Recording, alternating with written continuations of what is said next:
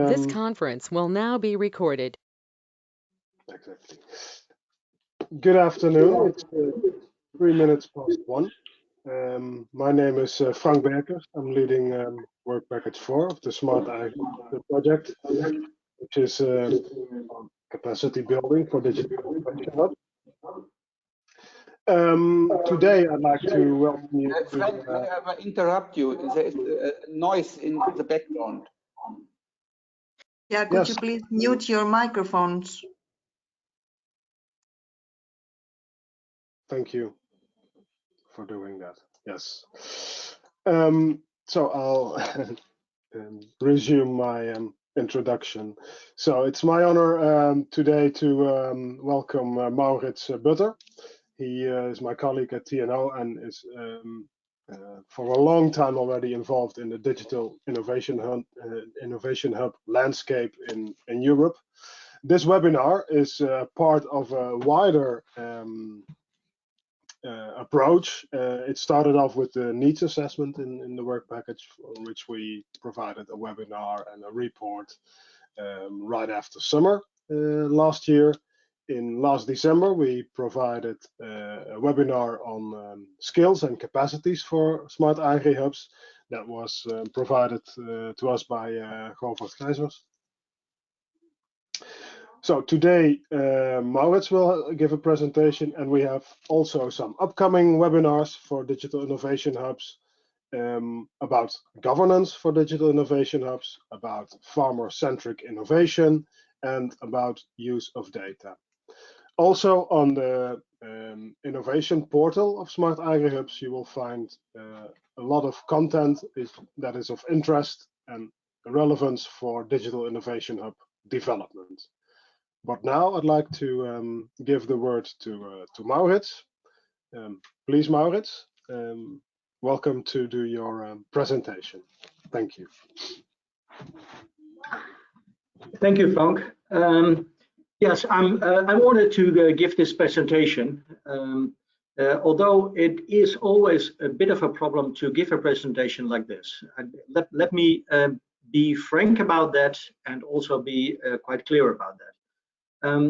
These presentations are usually for a diverse group of people, and therefore, well, we can go very much in depth, but it's also a problem because you need to keep to the little bit broader picture. And I chose to give this presentation to create a bit of a broader picture. The development of an innovation hub is a huge thing. It has all different kinds of elements, and you should go in depth enormously. But we have about 30 minutes for the presentation, so I choose to just have chosen just to give you a kind of a structured view on how to create a digital innovation hub, what the different steps are, and what kind of backgrounds. So my objective with this presentation is not to go in depth to the nitty-gritty things of creating a digital innovation hub, because I think that would take a day or 2 days or 3 days. But use the 30 minutes just to give you a kind of a structured view, and that's also my objective. I hope that you will leave this presentation with, okay, these are the elements that I need to address, and in this way, so we can start to get to the nitty-gritty things after this presentation. So I am working for TNO. But I'm also the scientific coordinator of the DIHNET project. I hope that you all know what the DIHNET project is about. It's the so-called meta CSA. So we're connecting the different innovation actions and CSAs that are now operating in the Digital Innovation Hub, the European Digital Innovation Hub community. And we hope to connect the different activities a little bit and to enhance, to boost the European Digital Innovation Hub network. But I'm also representing, therefore, the DIHNET project. And of course, I'm working for TNO. So my presentation will have 4 elements. It is just taking the step back to what is a digital innovation hub very quickly. I'm sure that you all know a little bit more about that, but I still want to set the scene, so to say, in order to very quickly then go to what it's all about, the business plan, and then the creation of a digital innovation hub, and then a little bit going into the different steps of its development. And I will finalize my webinar or my presentation with some final remarks. I would welcome very much after the presentation the questions, because I think that's the most important thing, that to make it more concrete. So please write down your questions during the presentation and fire away when I'm ready. So let me start by introducing the innovation chain. And this is the work we've been doing for the Multicats pilot lines project in 2014 already. And it was kind of one of the pillars, the foundations of the thinking about digital innovation hubs. So then in that project, we saw that from the product side, there's the technology readiness levels going through the different phases of a kind of a product, but that there's also the manufacturing readiness level. And the manufacturing readiness level needs to be combined with the development of the manufacturing, needs to be combined with the development of the product, and that leads to actual business-oriented activities. And what we saw is that there was you could say that there's an innovation chain from invention to laboratory prototyping to pilot production and demonstration, and finally into market expansion. So that kind of things, SMEs are very much faced with dealing with this innovation chain, and they saw that there was a valley of death, the European Commission, and we needed to come up with some ideas how governments could solve that valley of death. But first, the first problem we faced was, what is exactly the valley of death? And we researched that, and we came to the conclusion it is the combination of two elements. The first element is that SMEs face that before they start with the full selling of their product, they are faced with an uncertainty of if the product they were going to develop, if that product will create a kind of a profit. And that uncertainty that will fall down after pilot production. But on the other hand, to get through that pilot production, you need a lot of capital. You need some pilot production equipment, and that was the problem, before you reduce your uncertainty, you need a lot of money to invest for these innovations. And we saw that the valley of death was the combination of those two elements, and that it increases the risk.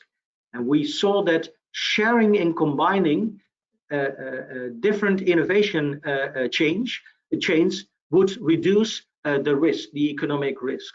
And it reduces because of combining of expertise, sharing equipment, integrating networks, etc., etc. And that will lower the cost that you need, and it will lower also the uncertainty, because people tend to know then what will be much more the problem with a specific product if you were dealing with that for a few times already. And that was for us the idea to come up with the concept of digital innovation hubs, or in this project, the Multicat pilot lines project with the shared facilities of pilot production. So that was the core concept, and that was taken up by the Commission to develop the concept of the digital innovation hub, where there's an orchestrator in the middle, but trying to organize the innovation ecosystem with the help of their partners.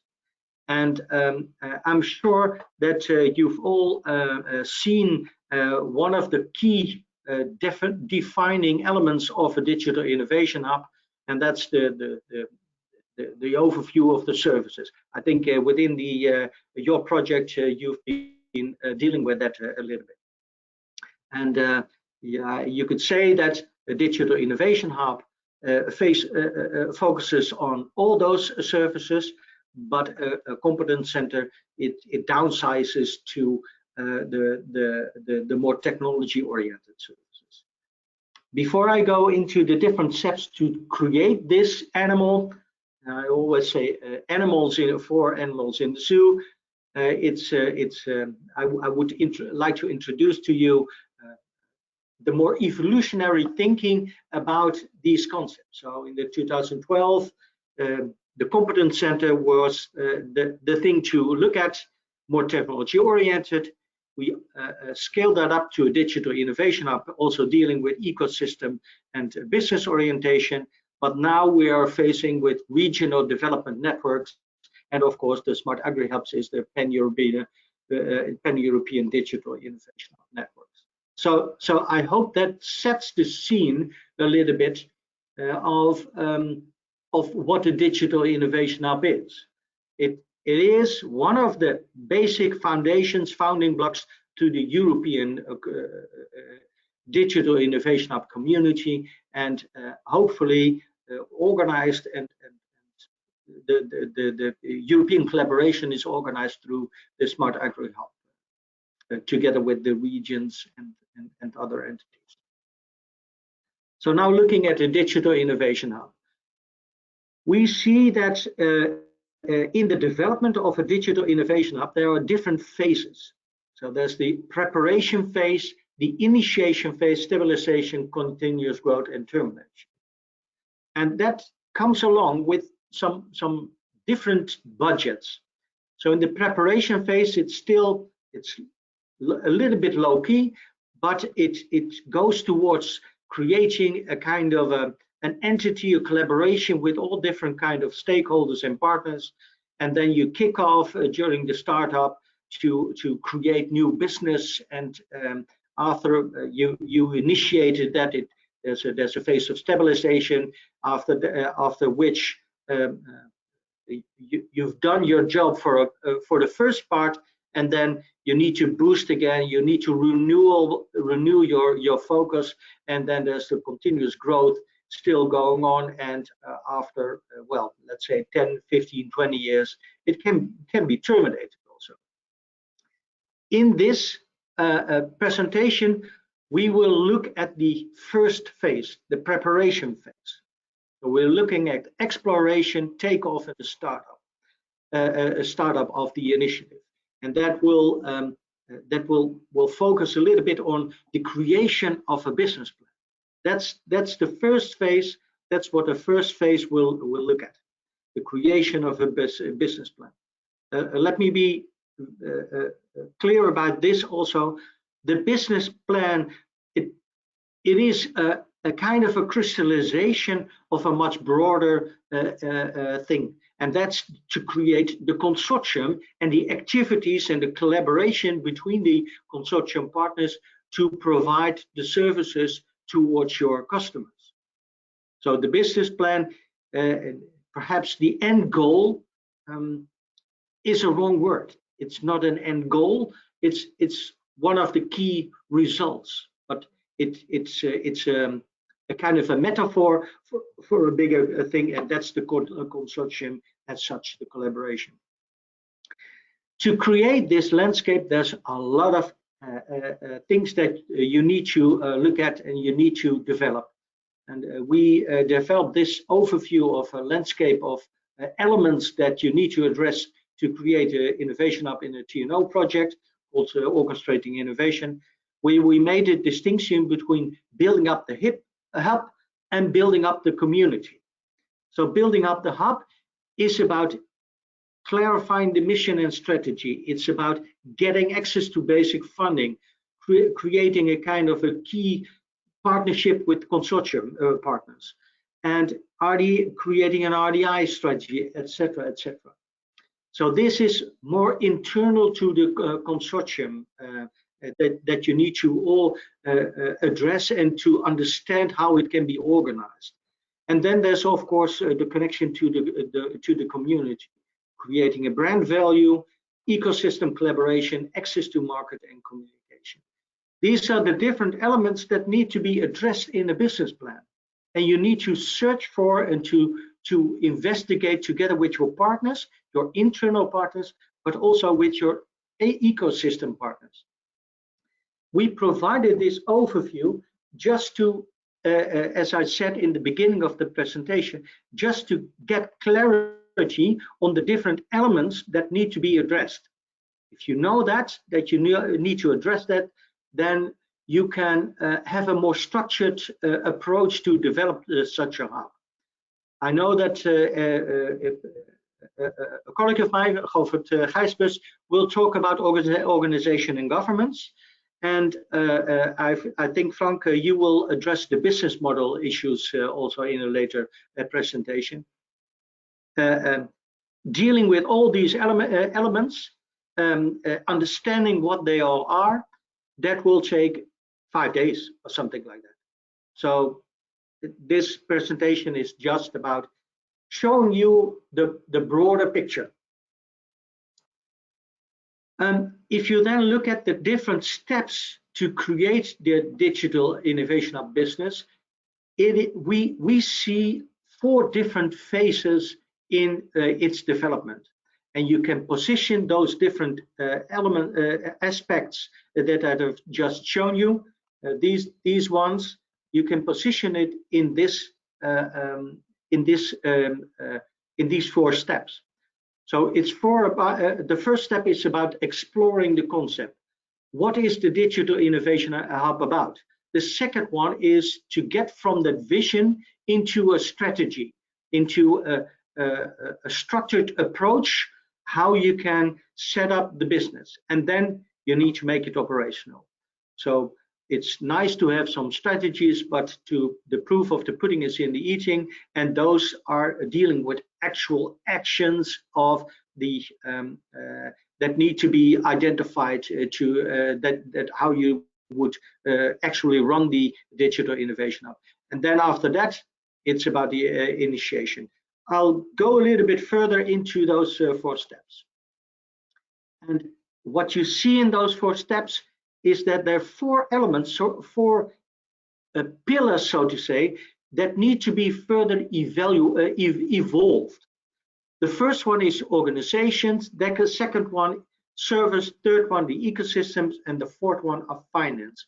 And if you look at those 4 evolutions that need to take place, the first one is about having a small task force, but you need to increase that to a full partnership and together with the connection to the ecosystem.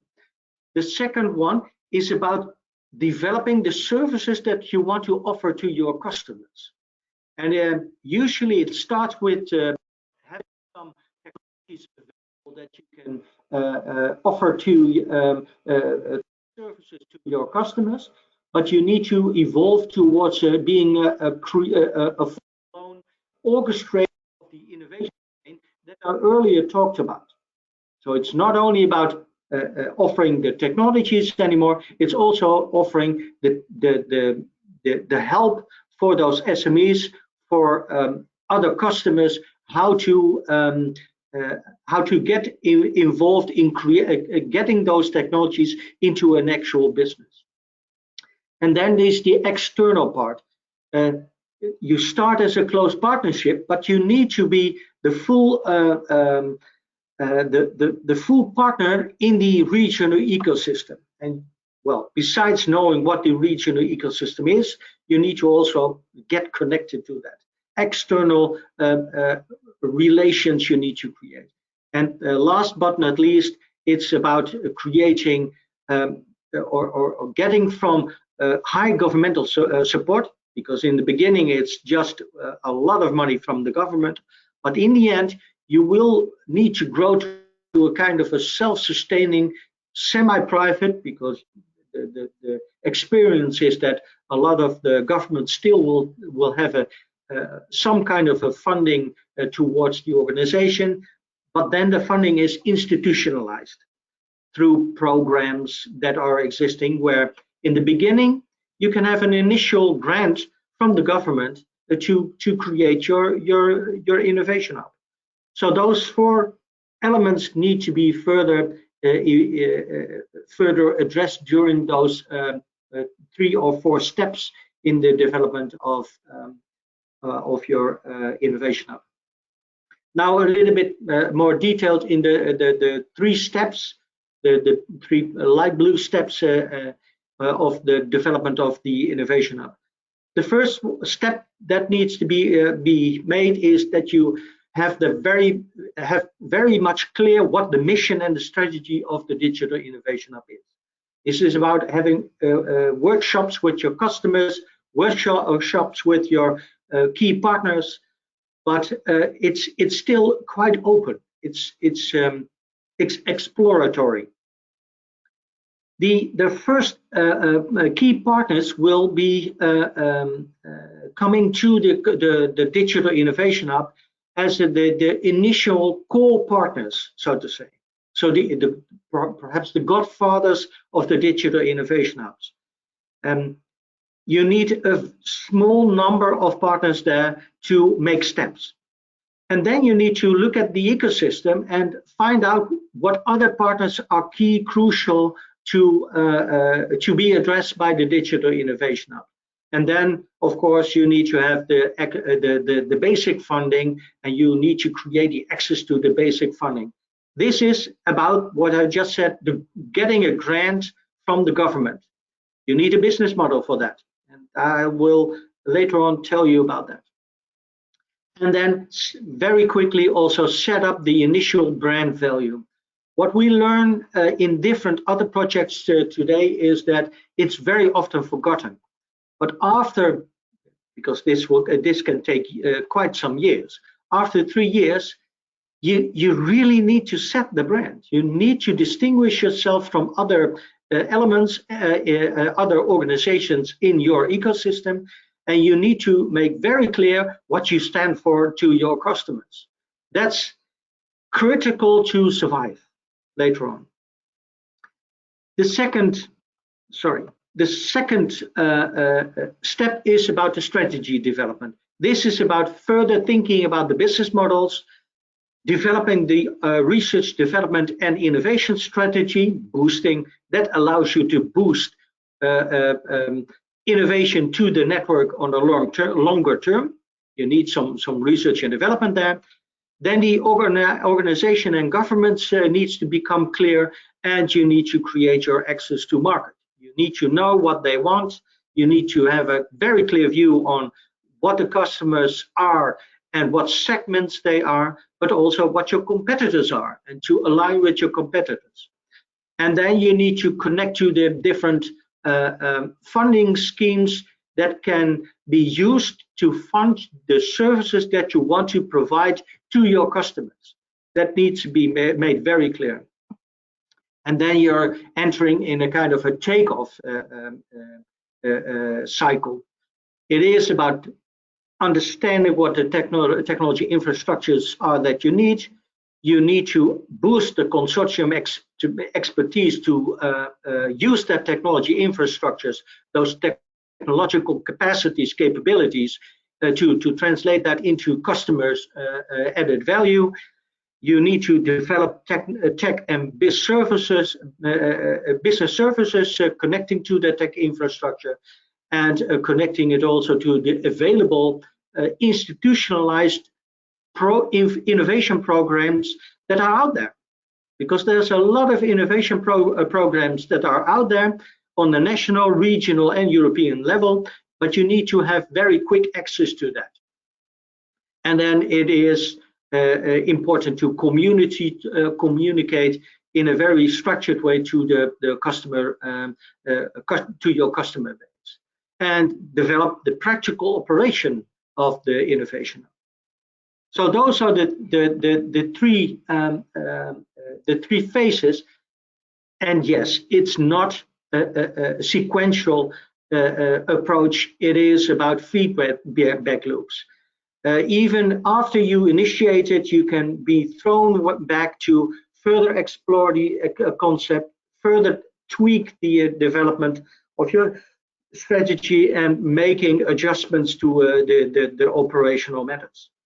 But those 4 steps are important because it allows you to look at different people that you can discuss with. It's clear that exploring the concept is dealing with totally different people than making it operational. Making it operational is very much about in-depth discussions with your customers, where the exploring of the concept is also about the financing that you seek with your regional authorities. So these elements are very much there within a kind of a sequential mode, but still during the making it operational, you need to go back to your regional authority to further adjust the concept. And that goes again towards the 4 evolutionary pillars that you need to address. So then in the end, after these 3 phases, you need to develop a business plan. And again, this business plan is about telling the audience, telling your financing institutions about what you want to do, but it's also going to the partners and to discuss with them in a very structured way what exactly the Digital Innovation Hub is about. So the business plan is to create a plan for the future, and it is very helpful to get funding, but it should not be taken as a very static kind of result. You need to be a little bit flexible about it.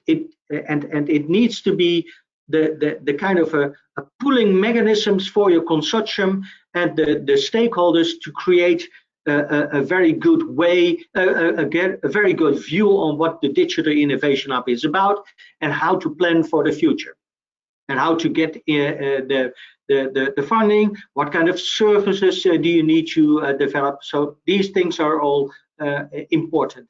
And because this is so important, I would like to go a little bit further in detail on this. So we see 7 elements in this business plan: the connection to society, vision, mission, etc., etc. These are the different elements of the business plan, and I would like to very quickly go through them a little bit. The connection to society is the connection to the economy and what the added value of the Digital Innovation Hub is towards the innovation ecosystem. Why is this important? Here, because it's connected to policymakers. Policymakers want to know what you will bring to society. So that's a very important element to do. It's about looking at the different policy papers that are out there and how can you connect to that.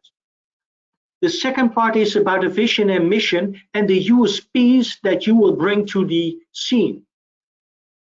You need to have a clear branding, and that's what the vision and mission is about, but you need to also distinguish yourself towards other ones. So that's the market assessment that you need to do. And you need to, the unique selling points are key to the success of the Digital Innovation Hub. And that's something that you need to do in the early phase of the different steps that I just shown. Then it's about the environment. This is about assessing what the environment is, what your partners, customers, governments are, and it is important because it has a strong influence on how you can operate the initiative, how you can operate the Digital Innovation Hub. And well, in the middle, perhaps there's the services that you want to provide, and that services is key because it shows you what the added value is towards your customers. But it also is about how to get paid for those services. Where the more general overview and activities of your innovation hub will need some governmental funding, the services that can be that you must provide can be direct services to direct customers, and they should pay for that. And that's about business models also. And that's something I'm sure Frank will discuss a little bit further in a different webinar. Then there's organization and governance. It's who are you going to work with? How are you going to get involvement from your stakeholders? What kind of memberships are possible together with your customers? That kind of organization and governmental issues need to be addressed in the business plan. It also again goes directly to the business model. And then the funding sources. So if you look at funding, I already said that the services that you can provide will get you some income, but the costs usually are more than the income that the services can provide. So that financial gap needs to be explored, and you need to get in contact with funding sources that can provide both that payment for the services and the payment for the gap. So you need to have you've got a kind of a basic costs that need to be paid. That funding sources also goes to the services that you provide, because for some services, SMEs usually can pay 50%. What about the other 50%? And you can go to governments to have formalized innovation programs. So those are just the programs that are out there, and you can find what kind of funding sources are out there more general to different innovation hubs or different organizations, but you need to compete then, and you need to organize that competition together with your customers to get that kind of funding. And then last but not least, of course, you need to translate it also into an investment plan. The income, the cost, the gap financing, you need to make clear that it's in that business plan. Also looking at the risks and how you want to address those risks. So all integrated into the business plan, which will create a foundation, a shared vision together with your key partners, how the business can be operated. That business plan can be tweaked. Some elements can be just pulled out, and with that you can go to your funding organization. You can send it in for proposals, but then the business plan will create a kind of a background idea how you can achieve these things, and that will create some more vision, some more structural integrity in your business. And that's all. Those are the different elements that you need to address. So that's, I hope that I've given some kind of a structured view on how you can address that. I'm sure you all will have a lot of questions, in-depth questions about that, but you can also see that I think I'm already through the 30 minutes perhaps. But how you, this takes a lot more information how you can achieve this. Just some final remarks. The development of a digital innovation hub is a very long process. It's the initiation. I just talked about the initiation, but of course, after you initiate it, it's further developed. It's an evolutionary process. You start with some technology service, but you want to also connect to other services to it.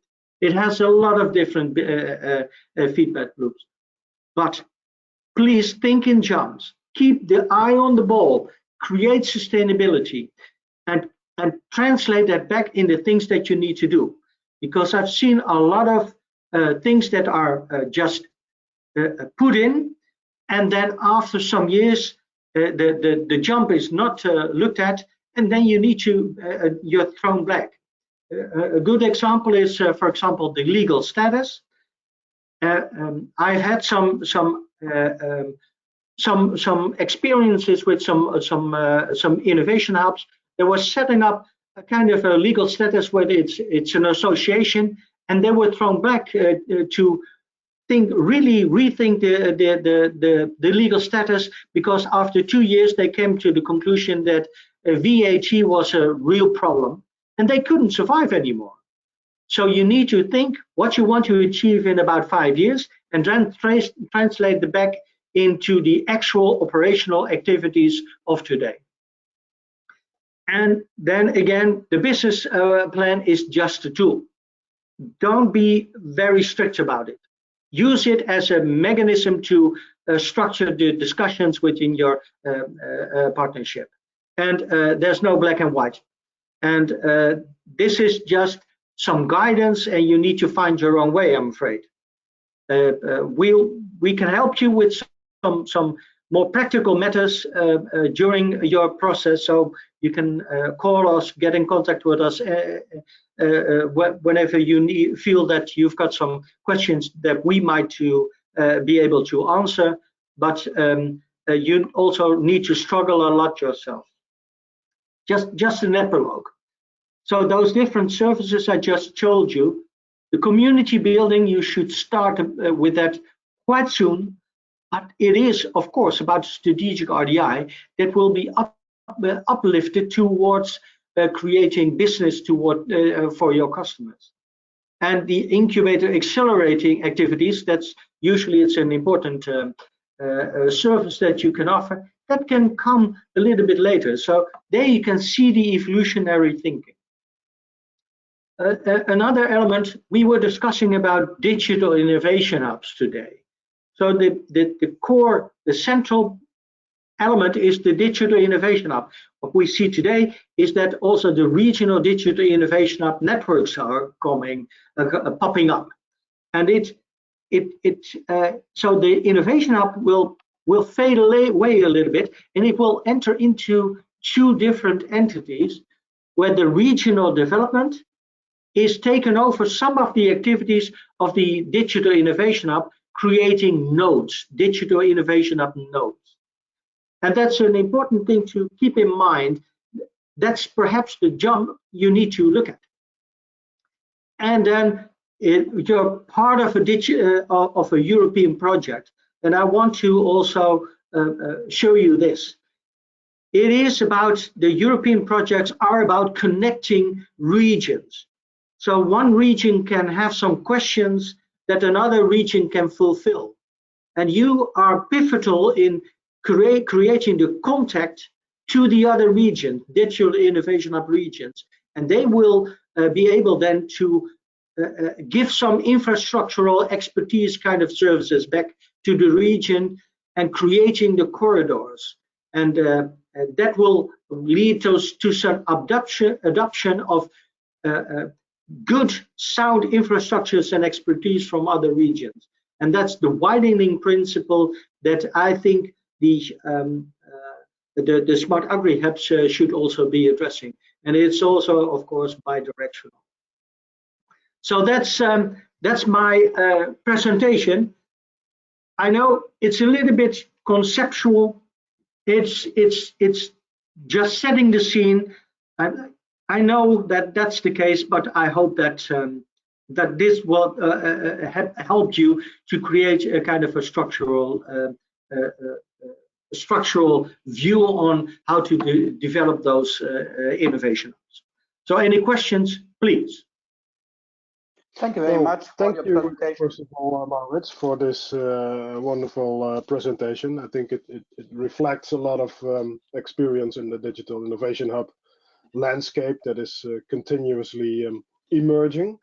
So thank you for that. And indeed, we welcome questions from the audience.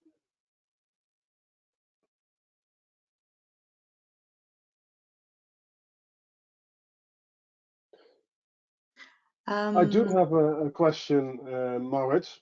You mentioned the difference, the changing role within the region.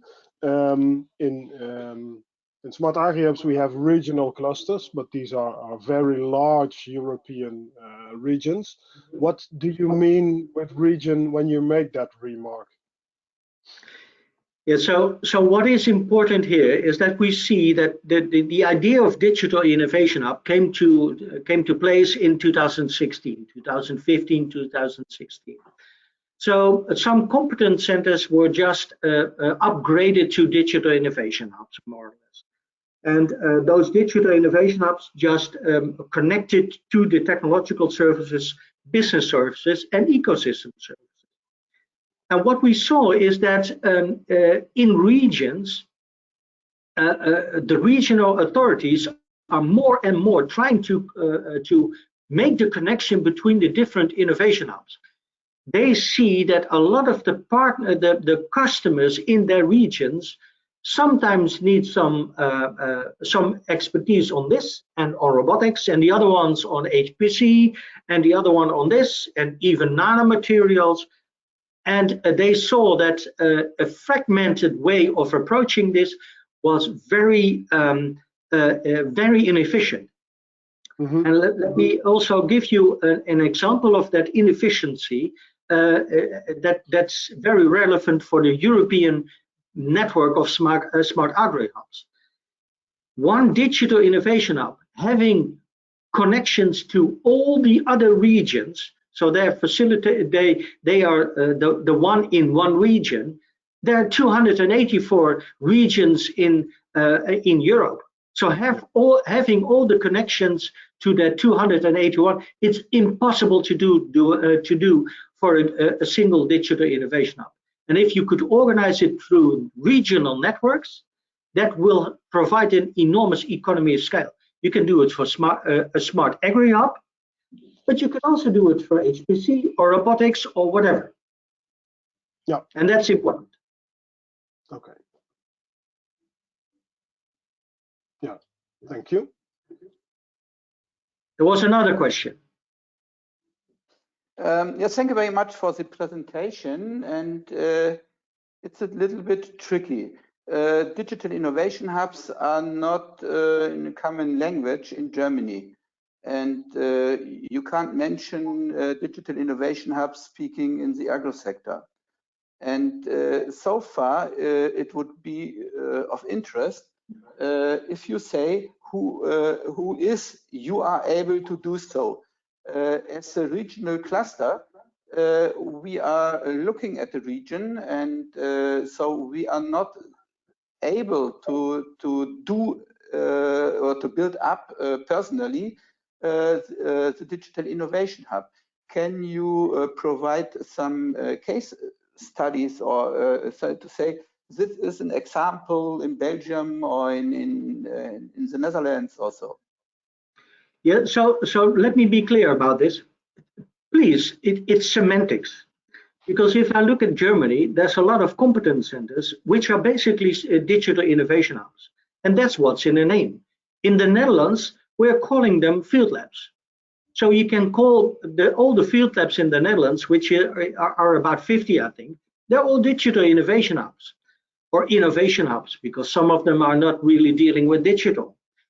So it is about the functions, and it is about creating the ecosystem and the networks. And of course, I can provide you with information about how it's done in different countries. So that's okay. But don't see the problem of semantics, sharing kind of a similar naming as being a barrier for creating what actually is the case, creating business from technologies in your region. Okay, thanks. And the Commission knows this. Yeah, I'd like to add to this. In Germany, indeed, there are competence centers. The name or the term of the Digital Innovation Hub is made to make a distinction with that, to emphasize that the Digital Innovation Hub provides also these ecosystem and business-oriented services, say, on top of the technology-oriented services. It's just a matter of emphasizing those two additional aspects that are needed for successful innovation.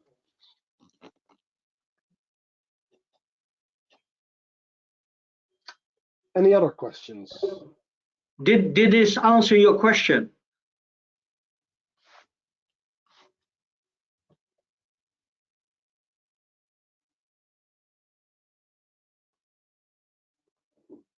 Okay, hopefully.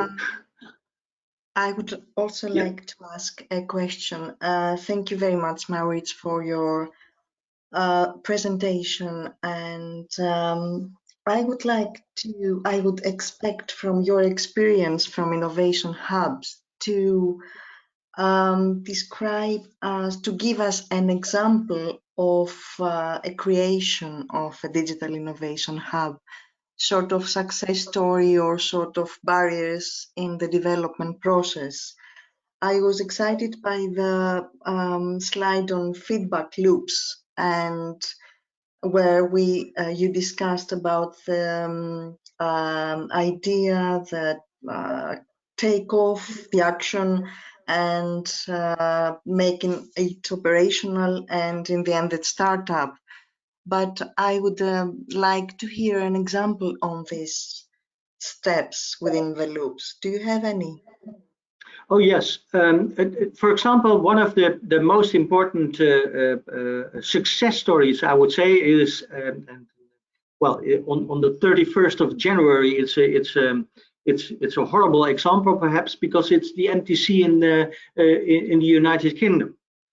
So they started with it's our family that went away. But they started with creating a kind of a collaboration between the different in the region of Coventry, the different universities and technology centers, and they started to set something up there together with industry, and they very quickly, yes. So they very quickly were able to get some regional funding from the ERDF. But then after some years, they were quite successful. They struggled with enlarging their scope into the full the full services. So only recently they developed also a program for startup companies.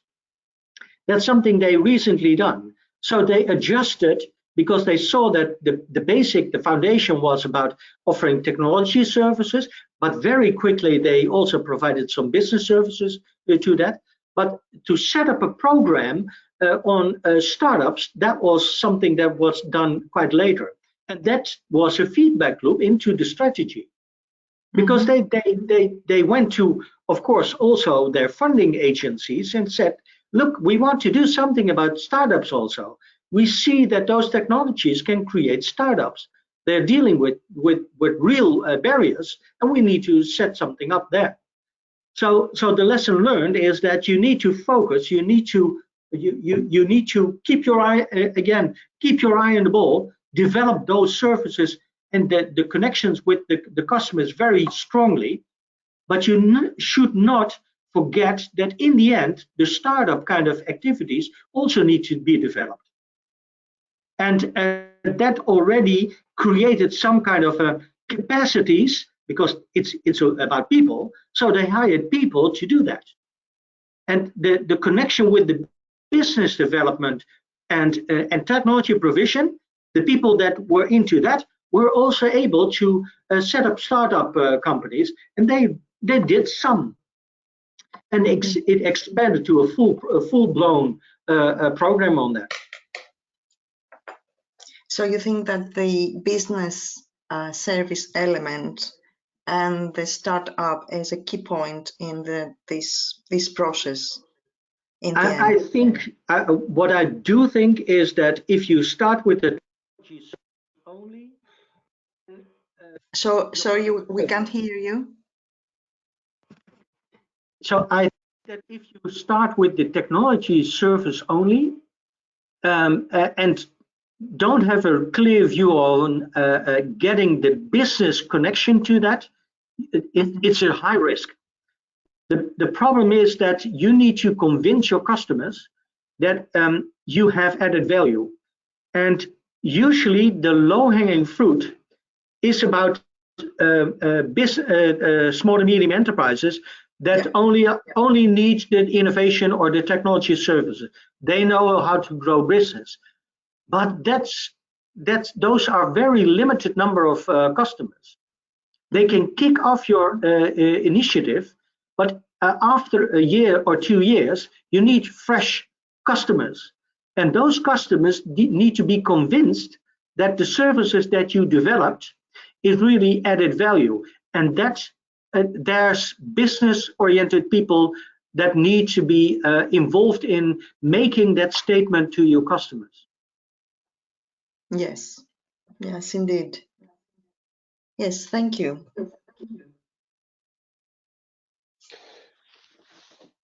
I do have another question, Maurits. Sure. Listening to the presentation, the evolution and struggles of a digital innovation hub appear to me pretty much as an individual endeavor. In your experience,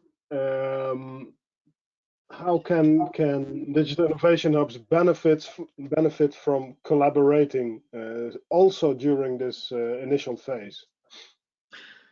Oh, let me be clear about that. That's the black and white and the struggling kind of thing. I do think that an orchestrating partner is needed to connect all the dots with the partners in the region.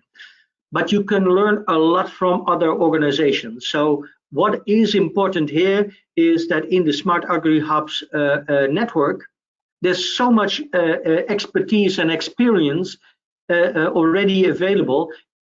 I think the collaboration between, well, that's also another project we're doing. We're talking about proto hubs, the hubs that are emerging, and the mature hubs that are really well experienced in these kind of things. You need to create a connection between them, having a kind of a learning mechanism there. Let them visit to your organization. Go there for your visits. Discuss about the actual business models that you can use to provide the services to your customers. They will have, the mature hubs will have some bad experiments and some good experience, and both are important as learning material. Okay, great. Yeah. So this is exactly. This is a very strong point. Thank you, Maurits. Yeah, this is exactly what we're planning for in SmartAgriHubs. So that's a good advice there. And a kind of a buddy mechanism would be interesting. Having buddies, so mature hub, proto hub buddies. Yeah. That would be interesting. Yeah. So related to the maturity model, we're looking into setting up a friendly peer reviewing mechanism to facilitate exactly what you are describing. That's important also, peer reviewing. But what is important also, so you can use the business plan as a kind of a pooling mechanism towards those discussions. What I see very often is that the examples from other ones are not examples anymore, but just more copying mechanisms. That's not going to be the case. It's always going to be an example here, an example there, and try to uplift it to a structured view on the development of the innovation hub. And then if you just have one example of how things went right, that will never lead to a full-grown business plan and business concept for a new digital innovation hub. Then you need so much more information in a structured way. Yes, this also is related to the other question I have in mind, because in the way I see things in SmartAgriHubs, different digital innovation hubs have different origins. So one comes from a competence center or a university, the other one is more originating from, say, regional government. and others are, say, agro-native, and others are more ICT native, entering into agro. So different starting points. What you explained today has a manufacturing origin. What do you think would be the main differences between those different points of origin and versus the manufacturing origin of the concept? Yeah, it is of course about the different missions of the partners. The problem with these digital innovation hubs, it should be a multi-actor endeavor, so to say. And what you see, if you start from a university that you or an RTO, that university or RTO usually has a technology focus. The mission of that kind of organizations is about bringing technologies to market. So it will be a very strong development of push towards technology push, so to say. If you start from it with it from an industry association kind of view, so clusters can be are usually also there. It's a very much market pull, but they will be very focused on dealing it with for specific customers, and they will have a hard time also creating it more in a more structural way. So creating structures where those universities and RTOs are collaborating. A regional perspective, I can see from some experience that starting from a regional authority, it takes a lot more time because it's politics then, and politics is not easy to get, and to make the steps. Yeah. So that's going to be a little bit of a struggle. That's why you need a multi-actor organization. I would say very quickly get in contact with other key partners from different perspectives and try to set up a kind of a task force. Okay. Maybe I can add a little bit here. We can't hear you. Christina here. Maybe I can add a little bit to what Maurits is saying. Definitely the focus of a manufacturing digital innovation hub and the Smart Agri Hub might be different in the sense of the sector that they are addressing, but the steps to set them up and the challenges that they deal with are pretty similar. So for an example, a digital innovation hub would have to connect the technology providers such as robotics and ICT providers to the small and medium enterprise in manufacturing. In AgriHubs, you would have the digital innovation hub, which has to connect the ICT providers, for example, with the farmers. In both cases, you need to speak both languages and to be able to have partners that understand both sides and can address that. And that's why it's a multi-partner organization. So yes, the topic might be a little bit different, but the concept behind it is pretty much the same. And also the challenges are more or less the same. But the language and the business models and the added value and the technologies are perhaps a little bit different. But it's the steps to go through the motions is more or less the same. Okay. Thank you. With an eye on the time, I think we can finish off with one more question, if there is any.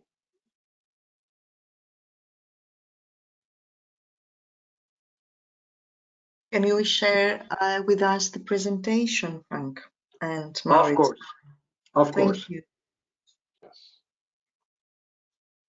And if you have other questions also, because again, I know that this is a kind of a conceptual view, and but if you want to know a lot more details, you can always get in contact with me.